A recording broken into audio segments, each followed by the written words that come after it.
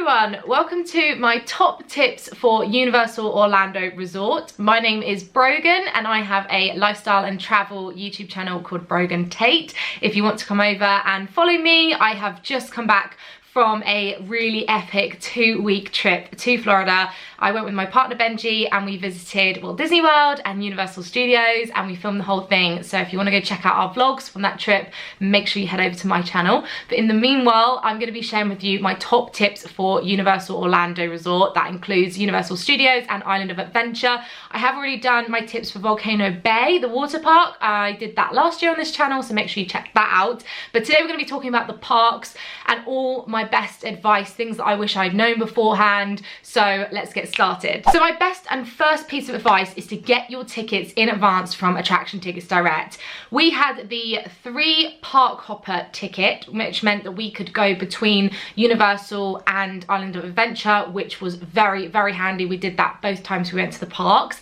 I actually went to the front of the park to pick up our express passes, which I'll talk about in a minute, and the queue for tickets was like zigzagging back and forth for ages. So I highly recommend you get them in advance. They're printed physical tickets that come to you in the post from Attraction Tickets Direct, so you can take them straight to the park. You don't have to queue up. We had the Universal Orlando 3-park 14-day Explorer adult tickets and they work perfect for us. My next tip is to actually download the Universal Orlando Resort app. We actually linked our tickets in the app, so this was perfect just in case we lost our physical tickets. But we also had wait times and different shows, and there's park maps in here. You can also use virtual line, which I'll talk about in a minute. There's park hours, obviously, which was very handy because Halloween Horror Nights was on when we were there, so do make sure you check those park hours, something that could dictate how long you're in the parks for that day. And I just really like the app, so I recommend downloading it, set up an account. You can also add your card to your wallet, which was extremely helpful in Volcano Bay. We ended up using our Tappy Tappy for things and it was great, but I recommend getting the app and setting everything up on there. When it comes to transport, if you are driving, make sure you take note of where you've parked your car. The car park is really big, so make sure you note that down, and obviously you will need to pay for car parking as well. But if you choose to use an Uber or Lyft or car sharing service, they will drop you off at the bus, the pick up and drop off point. The drop off point is really close to the front entrance and we found this worked really well for us. So you just got some escalators and you walk along, you go through security and then you come out to CityWalk. My next tip is to try and go when the parks are a little bit quieter. So avoiding peak times like Christmas and Easter, and sometimes in July it can be really busy when the American and the UK schools are off. So consider the time of year and the days you're going. We found weekdays to be slightly quieter than weekends if you're coming from the UK, but we did go on a Sunday and used express passes and it was still just as fine. So try and plan your days where you can, but those peak times might obviously be busier. Another little tip which someone suggested to me was to actually work from the back of the park and come forward, and we ended up just starting at Minions and then kind of dashing all over the place when we were in Universal, and then in Island of Adventure we ended up doing the bigger rides first, like Hulk. But it's a nice idea if you actually go to the back, so maybe go all the way back to the Harry Potter areas and then come all the way forward. This could work really well for you because most people generally just walk straight on the first rides they see, so bear that in mind. It's quite a nice little tip. If it is busy, you might hear me reference that we have had express passes. So when you get to the park on the day, maybe gauge how busy it is. You can actually buy express passes as a separate ticket from Universal directly at the front of the park. So we did have these and they were really, really good. We really liked them, but you don't have to have them if the park is quieter. You might find the ride times are quiet, but if you don't want to wait and you just want to get straight on those rides, then you can purchase express passes from Universal.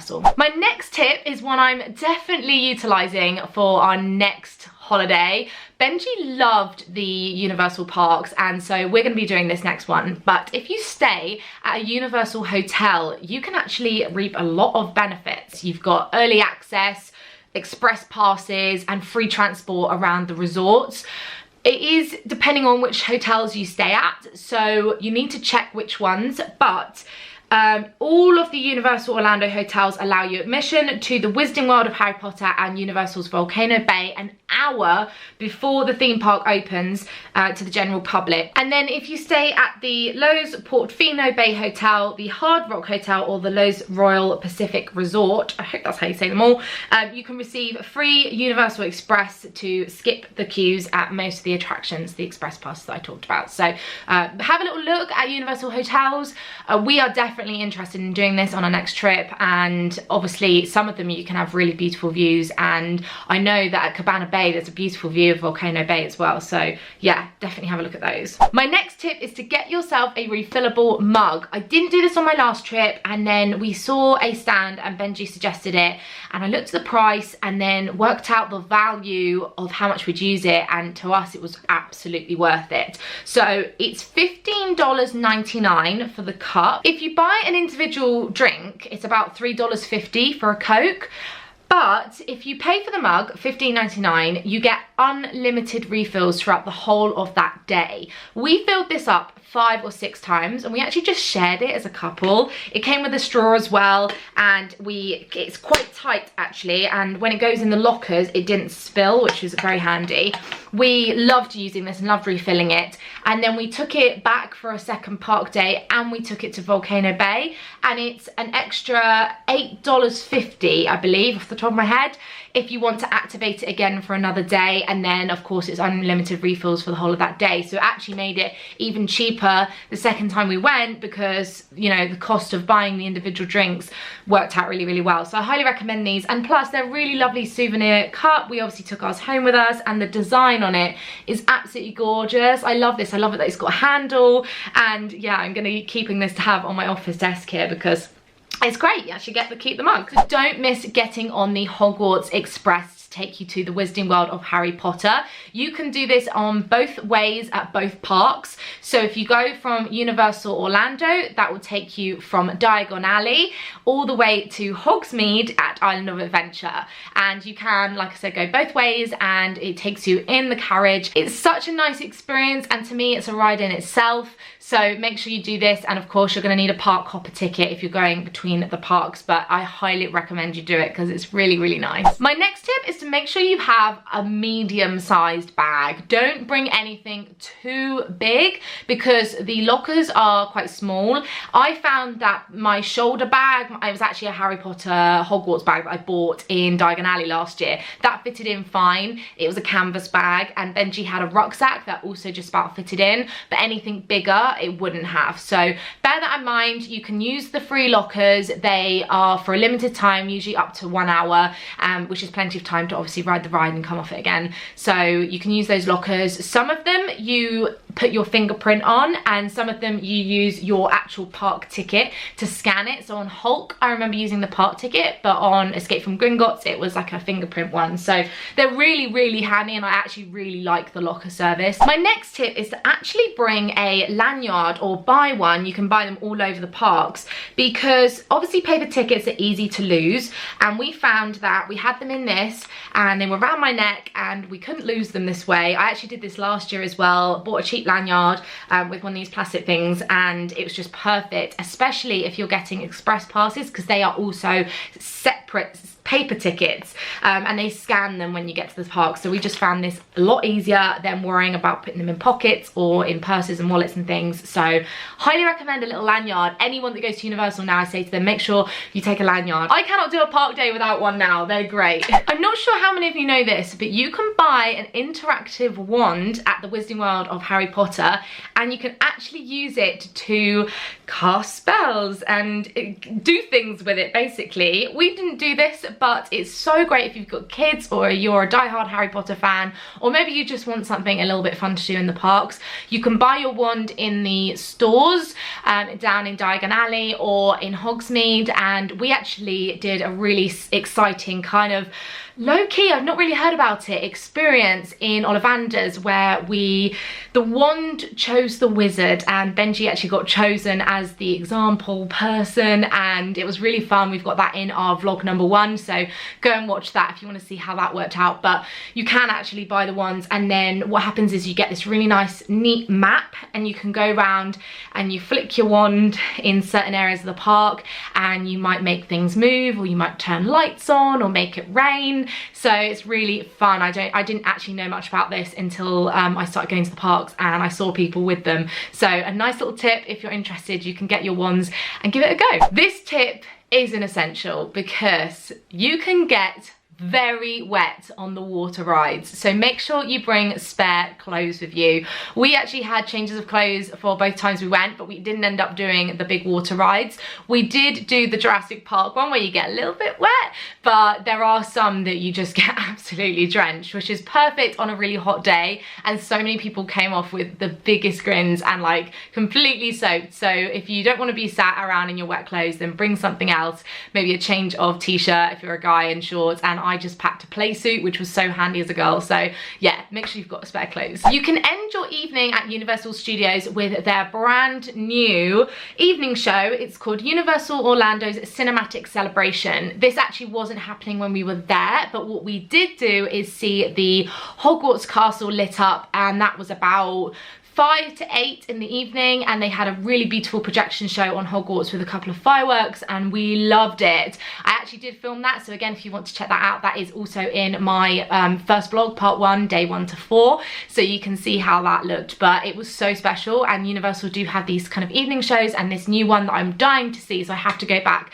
and make sure I check it out. But don't miss that. Make sure you've got the app, or you can pick up a park mag and you can see the kind of shows that happen. And speaking of shows, we saw some really fun little shows throughout the day, like the Blues Brothers, and we saw some drummers in the street, and you can see different characters come out and all sorts. So don't miss all the other things other than obviously rides and eating. They have so many other things happening in the park. So yeah, be sure to check them out. My next tip is to check out Virtual Line. If you haven't got an express pass, then Virtual Line is available with every ticket, and it's free to use on some attractions. So you can book your time in advance on the app and then come back and ride that ride. Rides like Race Through New York starring Jimmy Fallon and the new Fast and Furious Supercharged are rides that you can use Virtual Line with. So make sure you check that out on the app. It might be something that works for you if you want to skip those rides, and it's free and included in your ticket, so you might not know about that. Another tip, the dragon in Diagon Alley does actually breathe fire, so if that interests you, make sure you don't miss it.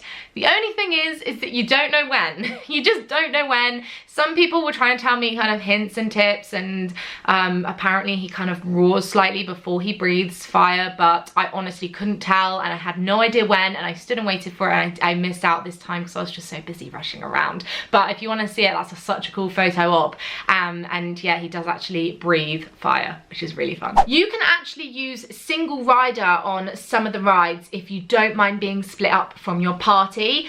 I have used single rider before and I really like it. Benj and I actually said that if we didn't have express passes, we would definitely be using it, because once you've done a ride once together, we didn't mind obviously being split up if we wanted to ride it again. Or if some of your party don't want to ride a ride and obviously you're the only one that does, then single rider is going to be perfect for you. So don't miss checking it out when you're going through the queues when you walk into a ride. If you haven't tried butterbeer already, you must. It is so delicious. You can get it at the Wizarding World of Harry Potter. They do like a normal version and a frozen version, so make sure you try both because it's so delicious. You can actually pay a little bit more and get it in a really neat little souvenir cup, which I actually already have. But my best advice is we got ours in Diagon Alley. We had it with our lunch at the Leaky Cauldron, and in Hogsmeade we got it from this butterbeer cart that was outside. If there's quite a queue at the cart, you can go to the Three Broomsticks or Hogshead in Hogsmeade to get butterbeer as well. It might be a little bit quicker. So there are a few places that you can get butterbeer in case you're interested, and you can avoid obviously queuing if you can go in one of those places instead. I do get asked this a lot, but filming is prohibited on all rides, so you cannot film on your phone or video cameras, GoPros. You can't take anything on or film anything. We bought our video of the ride on Rip Ride Rockets. If you watch my vlogs and you see, that's why, it's because we actually bought the video, but otherwise you can't actually film anything. So I do get asked that if I can take GoPros on roller coasters and things, and the answer is no. So speaking of, my next bit of advice is that you cannot take anything on the roller coasters. You go through metal detectors and there are lockers outside that you can store your things in. Some of the rides, like the 4D ones or ones that you obviously are just sitting down in. You can put your bag by your feet, but if you're going on a roller coaster, things like Rip Ride Rocket or the Mummy, you have to store all your things away, and this includes sunglasses, phones, wallets. Benji had headphones in his pocket he had to take out. I was okay with my jewelry, my watch and my lanyard around my neck, but everything else had to be taken out of pocket, so any loose change and things like that. And my last tip is one I always share with my friends and family, but use Ziploc bags. Make sure you bring these with you. They are so handy. I actually packed my change of clothes in one. I had our sun cream and our first aid bits and bobs in another. They're great for if you don't finish a snack and you want to obviously bring it with you, for bottles in case they leak.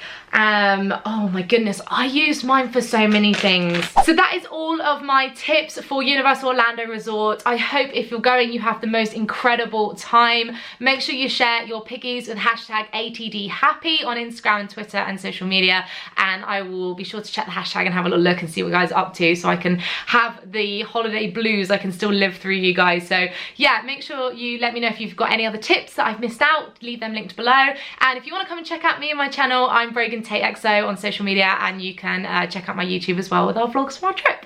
Thanks so much for watching. Have a great rest of your day. See you soon. Bye.